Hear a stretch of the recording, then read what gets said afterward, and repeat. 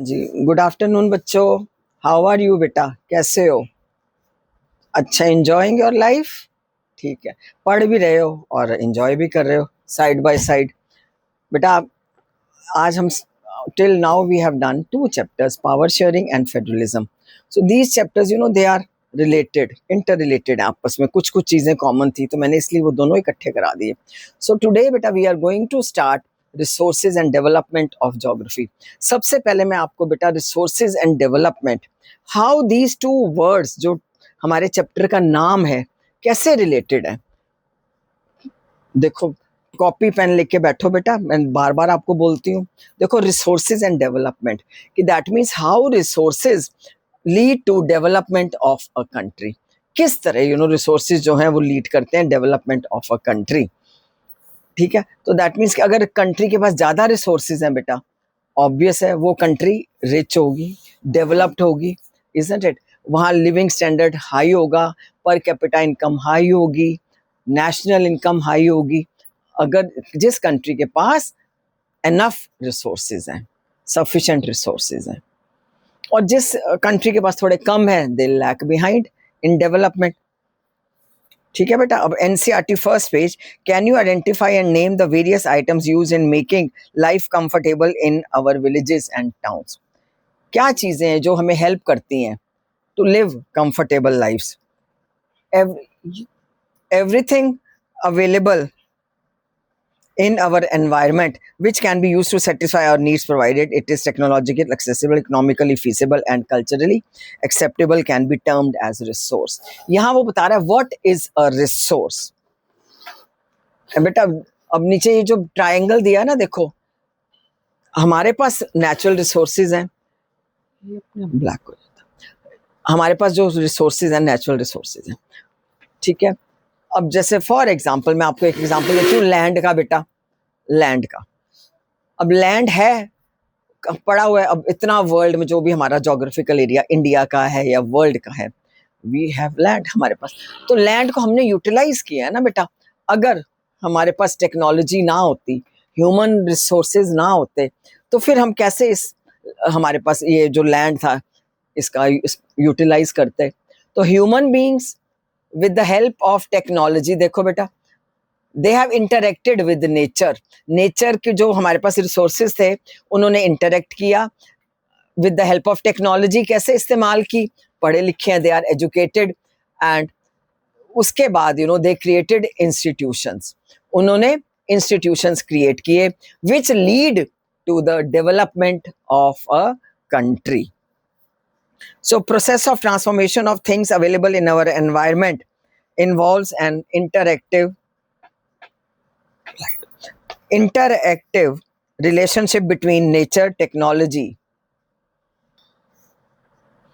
तो I hope आपको ये समझ आ गया। ह्यूमन बींग्स, तो ह्यूमन बींग्स इंपॉर्टेंट रिसोर्स, पढ़े लिखे एजुकेटेड लोग हैं, टेक्नोलॉजी का इस्तेमाल करते हैं for to interact with natural resources and then they create institutions. So in this paragraph, same thing he has explained. Do you think resources are free gifts of nature as is assumed by many people? They are not. They are not free. Resources are a function of human activities. Human activities के ये मतलब create किए हैं humans ने। Human beings themselves are essential components of resources. Most important resource, human resource, वो interact करते हैं nature के साथ, नेचुरल रिसोर्सेज के साथ। They transform materials available in our environment into resources and use them. Land खाली पड़ा है तो पड़ा हुआ है बेटा, ठीक है ना, और ह्यूमन बींग्स उसमें वैल्यू क्रिएट करते हैं उस लैंड में। किस तरह? हॉस्पिटल्स बनाए, घर बनाए, स्कूल्स बने, ये सब उसको वैल्यू होगी उस लैंड की। ठीक है, आप स्क्रीन पे देखते रहो बेटा, तुम्हारे पेजेस आ रहे हैं नजर। So these resources can be classified in following ways: basis of origin, exhaustibility, ownership on the basis of status of development. तो बेटा ये टॉपिक जो है टाइप्स ऑफ रिसोर्सेज आपका कट है, बस यहाँ इसने 2-3 लाइंस में एक्सप्लेन किया हुआ है, वो आप देख लो। Development of resources, next page बेटा। स्क्रीन पे देखो, नेक्स्ट पेज आ गया बेटे. Resources are vital for human survival as well as for maintaining the quality of life. It was believed that resources are free gifts of nature. As a result, human beings use them indiscriminately, and this has led to the following major problems. हम लोग सोचते हैं these are free gifts of nature. तो human beings कई लोग दे use resources indiscriminately, बिना सोचे समझे इस्तेमाल करी जा रहे हैं उनको. तो इट हैज क्रिएटेड कुछ प्रॉब्लम्स आ गई. डिप्लीशन, रिसोर्सेज जो है कम हो गए. Then accumulation of in few hands. और देखो बेटा, जो रिच लोग हैं, अमीर हैं, मोस्ट ऑफ द रिसोर्सेज वो यूज करते हैं. ये जो गैप है ना रिच एंड पुअर में, उस कारण. और poor people they can not use, they don't have the means to use the resources. Then indiscriminate exploitation of resources, over exploitation of resources, it has led to global warming, ozone layer depletion, environment, it has polluted the environment, and land degradation. That means land has been degraded, it has lost its qualities. उसकी कम हो रही है जो उसकी qualities हैं land की, खराब होता जा रहा है. So equitable distribution of resources has become essential for a sustained quality of life and global peace. So he says कि जो resources हैं equally distribute होने चाहिए सब जगह. But आपको पता है they are not. कुछ resources एक जगह में ज़्यादा मिलते हैं, कई मतलब enough है, कई जगह में there is deficiency of resources. If the present trend of resource depletion by few individuals and countries continues, वो कहता है the future of our planet is in danger.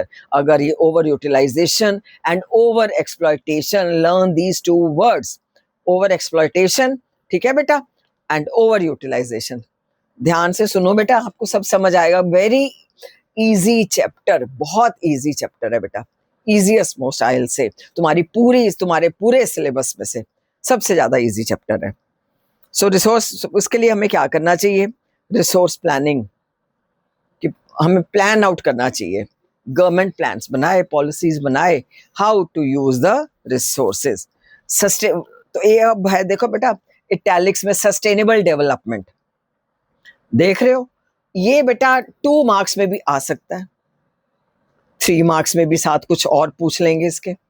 What do you mean bye sustainable development? तो इसको हम terms भी बोलते हैं, define में आ जाएगा, ठीक है ना. Define sustainable development. What do you understand by sustainable development? What is sustainable development? बेटा टॉपिक वही है, बट लैंग्वेज ट्विस्ट हो जाती है बेटे, ठीक है. Sustainable economic development means development should take place without damaging the environment. मतलब इस तरह यूज करो, इकोनॉमिक डेवलपमेंट होनी चाहिए. हम रिसोर्सेज को इस तरह यूज करें कि जो है उससे जो हमारी एनवायरनमेंट है पोल्यूट ना हो, उसको कोई नुकसान ना पहुंचे. And development in the present should not compromise with the needs of the future.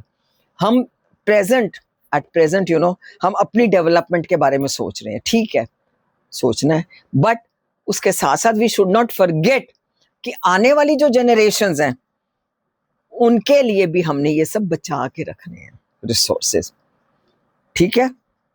उन कॉम्प्रोमाइज विद द नीड्स, ये उनके साथ कॉम्प्रोमाइज उनके लिए भी हमने करना है, ये फ्यूचर जनरेशंस के लिए उनकी रिक्वायरमेंट्स भी पूरी करनी है. देन नेक्स्ट थिंग बेटा, ये देखो रियो डी जेनेरियो अर्थ समिट 1992, इसको आपने पढ़ना है. एंड मोस्ट इम्पॉर्टेंट बेटा, जो इटैलिक्स में इंफॉर्मेशन है और ये जो दिया हुआ है बेटा, ये आपको एक्सट्रैक्ट बेस्ड में भी आ सकता है. इसको रीड कर लो, मैं कर देती हूँ फटाफट बेटा. इन जून 1992 more than 100 heads of states met in Rio de Janeiro in Brazil for the first international earth summit, and the summit was convened for addressing urgent problems of environmental protection and socio-economic development of the global level. The assembled leaders signed the declaration of the global climatic change and biological diversity. The Rio Convention endorsed the global forest principles and adopted Agenda 21 for achieving sustainable development in, ठीक है, 21st century. तो ये बेटा आपको आ सकता है extract. तो इसके क्वेश्चंस देखो, when and where first summit, international earth summit, it was held. 1992 में स्क्रीन पे देख रहे हो ना बेटा पेजेस, और आई होप पेंसिल पेन है आपके हाथ में, ठीक है। Summit was convened for addressing urgent, क्यों हुआ ये summit, why was it held, यहाँ ये आंसर मिल गया, economic global level. Leaders signed the Declaration of Global Climatic Changes and Biological Diversities. What did the leaders of different countries they sign? क्या sign किया उन्होंने, इस तरह। और एजेंडा 21 में वही ऑब्जेक्टिव्स हैं जो ऊपर दिए हुए हैं बेटा। ये इनके क्या ऑब्जेक्टिव्स थे, लिख लो ऑब्जेक्टिव्स, मैंने देखो लिखा हुआ है क्या ऑब्जेक्टिव्स थे इनके, ये सारे इनके ऑब्जेक्टिव्स थे। क्या था बेटा, sustainable development, combat environment damage, है ना, कोई एनवायरमेंट डैमेज को, मतलब एनवायरमेंट को हमने सेव करना है, पॉवर्टी हटानी है, खत्म करनी है, बीमारियां दूर करनी है थ्रू ग्लोबल कोऑपरेशन, ठीक है बेटा। तो ये मैं आपको, आपने ये करके जाना है पेपर्स के लिए, आता है ये, लास्ट ईयर आया था बेटा। रिसोर्स प्लानिंग अब हमारा टॉपिक है। What do you mean by resource planning?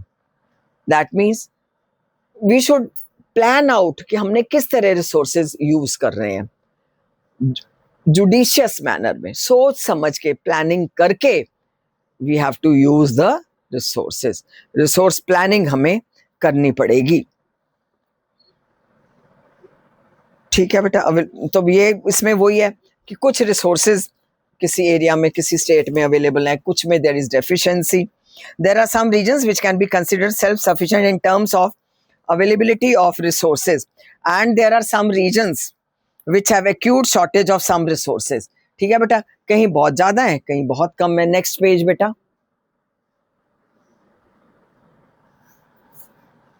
Next page, ये देखो बेटा, ये पैराग्राफ करते हैं। For example the states of Jharkhand, Chhattisgarh and Madhya Pradesh are rich in minerals and coal deposits. Arunachal Pradesh, ठीक है बेटा, Arunachal Pradesh has abundance of water resources, water resources बहुत है वहां पर, पानी की कमी नहीं है, but it lacks in infrastructural development, infrastructure development के लिए पूरा प्रॉपर वहां पर, मतलब उनके पास मीन्स नहीं है। The state of Rajasthan is very well endowed with solar energy and wind energy, Rajasthan में, बट आपको पता है it lacks in water resources, ठीक है बच्चों। The cold desert of Ladakh is relatively isolated from the rest of the country, अलग सा पड़ जाता है।